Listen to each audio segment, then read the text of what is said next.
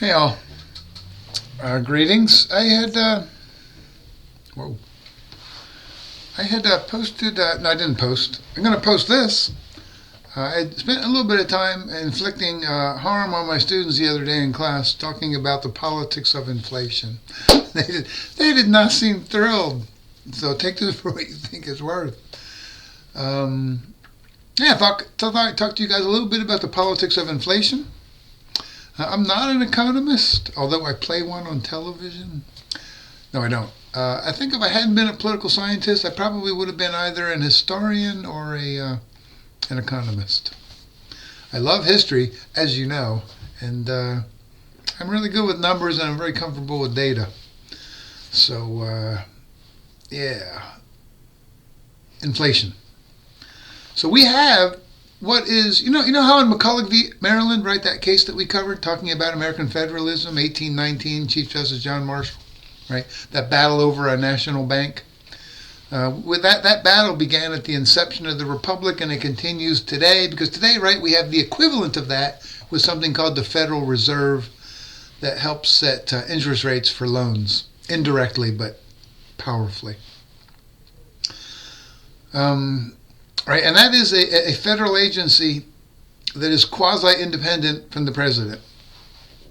Right, and increasingly we see, right, that Trump is challenging that concept of having these quasi-independent agencies. His argument is he should tightly control all of the agencies and all of the people who work in the federal government, all 2 or 3 million, depending on how you count it. Okay, well, we'll see where that goes. But for now, it's quasi-independent. I believe it's made up of, oh golly, I don't even know, some number of people. I think it's a pretty decent number from across the country, and I think it's 10-year terms, and they cannot be removed by the president. Right, so the president gets to put 1 or 2 people on, but they can't take them off. So I think Trump's got a couple people on the Federal Reserve Board. But remember, he put them during his first term when he wasn't quite so out of control as he is now, where everybody's got to be super mega or he's not interested in hiring you. So I think he actually put pretty legitimate people on the Federal Reserve Board. Serious economists concept. But not necessarily super loyal to Trump. Concept. Right? And so they meet once a month, I believe it is, to decide on should we raise interest rates, lower interest rates, or leave them the same. Now look, inflation is a potentially very damaging phenomenon to any country's economy. I was around when we had inflation that was probably in the teens, like 13, 14, 15% a year. Holy Lord. Now look, we did have high inflation, right, coming out of the pandemic, because of a lot of pent-up consumer demand and snarled supply chains across the world because of the pandemic that were slowly getting unsnarled. So between pent-up consumer demand and the slow unsnarling of supply lines, the laws of supply and demand, right? Prices shot up across the globe, but certainly here in the U.S. I believe in the U.S. we peaked about 2 years ago at around 9.1%. Inflation, that's high. That's a cause for grave concern. Because once inflation gets rolling, it can roll out of control and destroy currencies and national economies. So that was a serious problem. I think the global average was around 7.1%. So we were on the high side for sure. Perhaps because of some of those stimulus bills that Biden helped push through Congress. Right, so you could hold him at least partially responsible. Maybe without those policies, and number one, without those policies, a lot of Americans would have suffered. So it comes at a cost. But it might have kept inflation down to around 7 or 8% instead of 9. I don't know. You know what I'm saying? You got to make hard choices here. No perfect options. So anyway, we hit around 9.1%. And since then, right, the Federal Reserve, therefore, right, started raising interest rates pretty quickly. They're like, because how do you get inflation under control? Right, you raise interest rates. You make it more costly to borrow money, so that consumer spending slows down, business investment slows down. Right? So my wife and I, we were lucky enough to get our house about 3 years, 2.5, 3 years ago, right when interest rates were at their lowest, because we didn't have inflation yet. I think it was around, we got our mortgage at like 2.75%, right, which is crazy. And now mortgage rates are at around 7%, right, because the Federal Reserve in the last 2 years has been raising rates. I think recently they started to lower them again. Because that's what the Federal Reserve is trying to do, right? They're trying to balance inflation. Their goal is 2%. That's a tough goal, man. But that's their goal always, 2%. And currently we're at 3%. We peaked at 9.1% 2 years ago. All right. So they're still a bit concerned about inflation. It's still higher than they would like. But during the Biden years, right, especially the last year, they were increasingly optimistic that we were headed for what's called the soft landing. Because the problem with this is, right, as you raise rates, you tend to drive up unemployment because you're making money scarce, businesses invest less, consumers buy less, right, the cost of borrowing is high. It tends to lead to an increase in unemployment. And there's a trade-off of sorts, typically, not always, but typically. So they were trying to balance a strong employment picture, a good healthy labor market, with also trying to get inflation under control. Because sometimes when you try too aggressively to get inflation under control and you raise rates too high and too quickly, you spike unemployment. And that comes with its own problems. Right? So we were headed for what's called a soft landing. Looks like we were going to get inflation under control and yet maintain incredibly low unemployment. I think right now we're around 4.1, 4.2% unemployment, which is about as low as you can reasonably get ever, because the labor market is not completely efficient, will never be completely efficient. You can never fully match up all of those who are seeking work across the country with available jobs that meet the credentials of the available labor pool across the country. Right. Sometimes you're going to have positions in certain parts of the country that require certain credentials that the local labor force may not have. Right? Therefore, you're going to get some unemployment. There's something called, what's it called?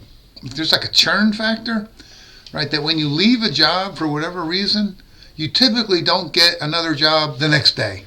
Right? Typically, it might take a couple weeks, might take a couple months. Right? So in the interim, right, you're technically unemployed because you're searching for work and you're not finding it. But that's normal, right? To be unemployed for a little while when you're switching jobs. That's actually a good thing in a way, right? Because you're waiting for the right opportunity going forward. You don't want to just grab the first thing necessarily. So that also contributes, right, to that unemployment number never being zero. And maybe it can't realistically go much below 4%. Is what economists think. So some would say 4% is essentially like full employment, realistically. I think once, post-World War II, we got it down to like 1.5%, but that was kind of freakish. And we've never been there again or anywhere close. So let's take that, right, as our ground zero. About 4% is essentially the best we're going to do. So we're doing fine with that. Inflation at one point had come down to about 2.8%. But in the last few months, it's popped up again to 3%. A little concerning, but no need to lose our minds here. Although, so consumer sentiment has been in decline recently. How consumers feel about the future in terms of their spending patterns related to their expectations about inflation going forward. And it turns out a lot of us think that inflation is going to spike back up again. There is some evidence to support that. And Trump's, intense, obsessive focus on tariffs is probably going to make that come true. It's hard to keep prices under control when you raise tariffs in all directions all at once. So, for whatever reasons, consumer sentiment going forward is not positive. Right? That's a warning sign. Blinking yellow lights. Inflation is starting to move up again. Blinking yellow lights.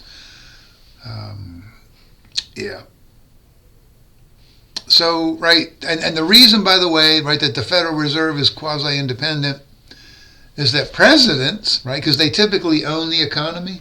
Biden had to own the economy, didn't he? And then, of course, Kamala Harris, right? The incumbent party has to own the economy.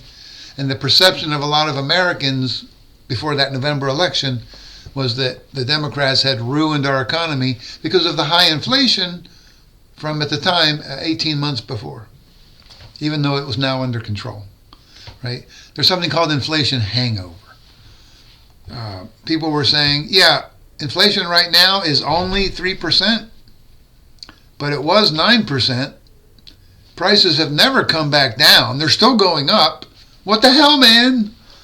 And I'd be like, yeah, no, I get it, right? I mean, that's a serious issue for consumers. Of course it is.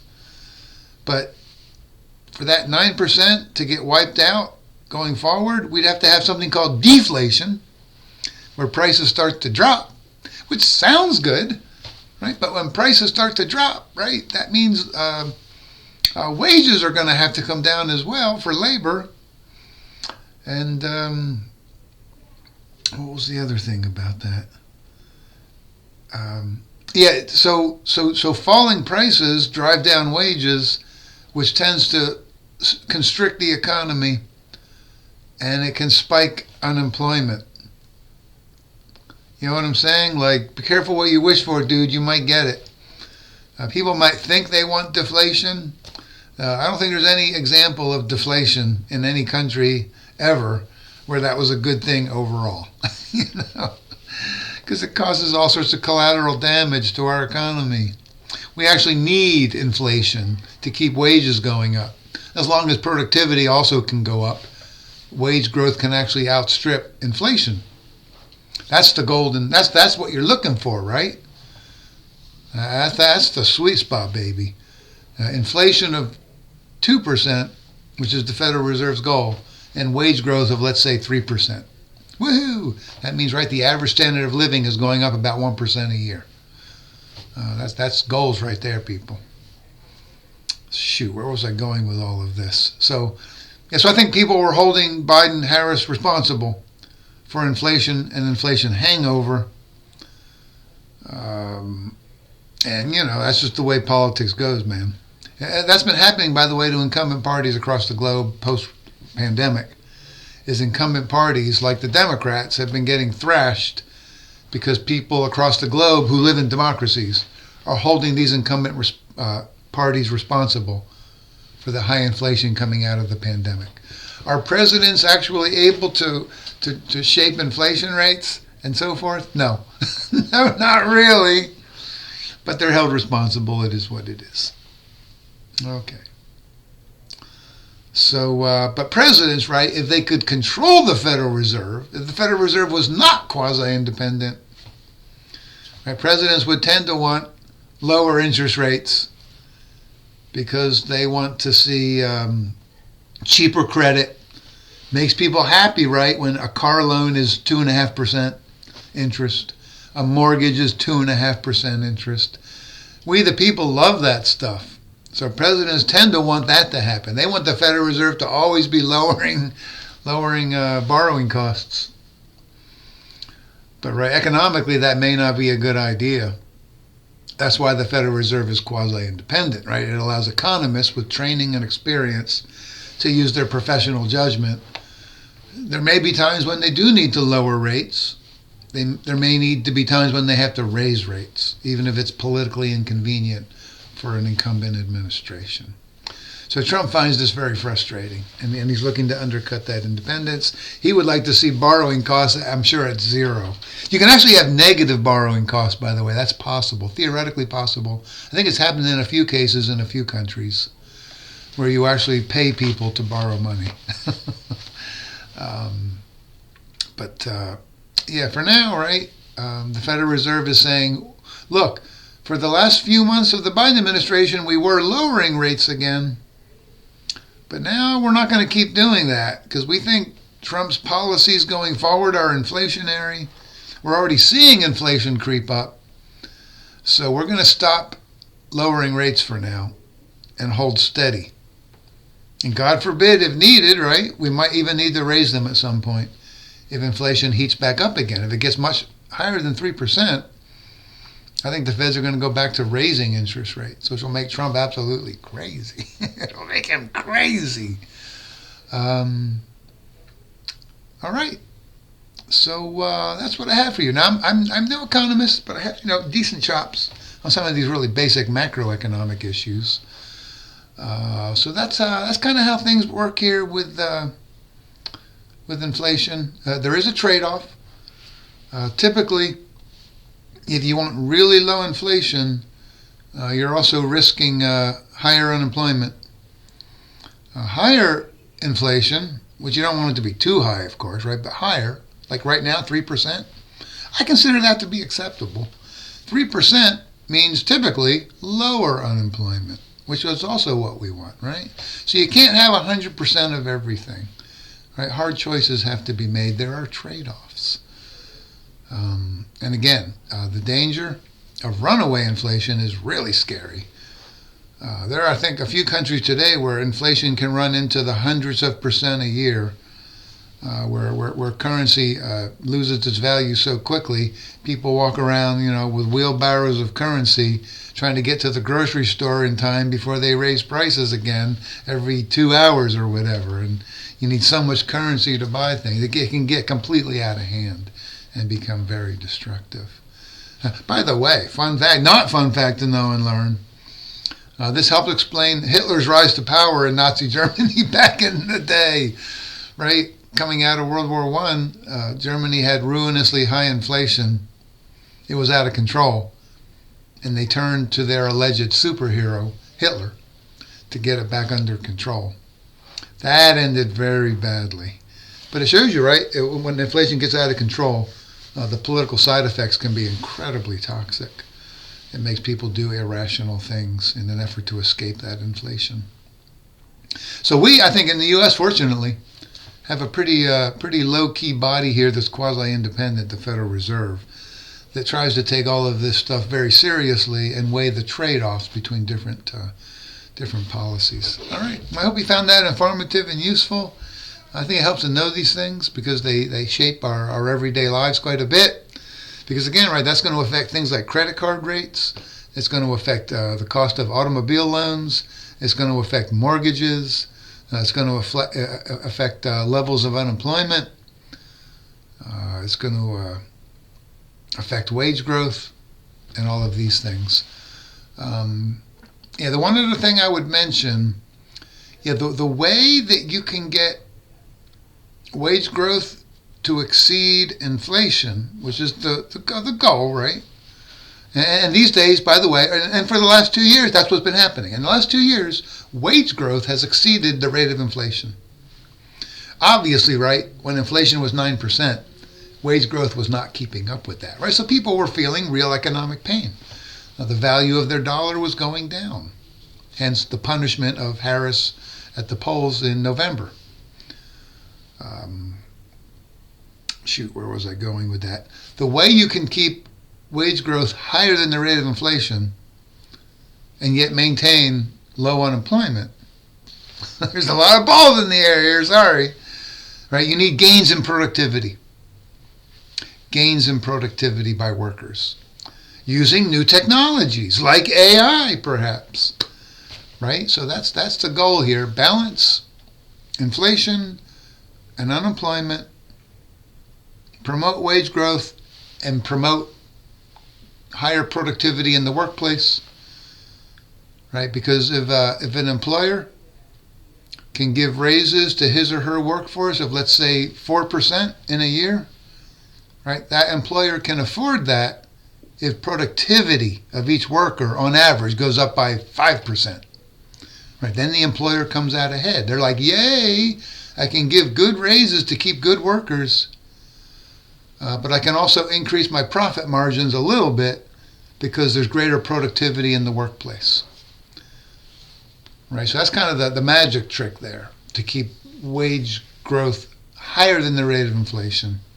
In addition to, keeping an eye on trying to keep inflation between 2 and 3%, unemployment at around 4%, is try to enhance productivity to keep wage growth above inflation. Therefore, the average American standard of living over time goes up, which is what we're all looking for here, right? All right. Thanks all. Again, I hope you found this relevant. I think it is, but maybe I hope you found it interesting. Thanks.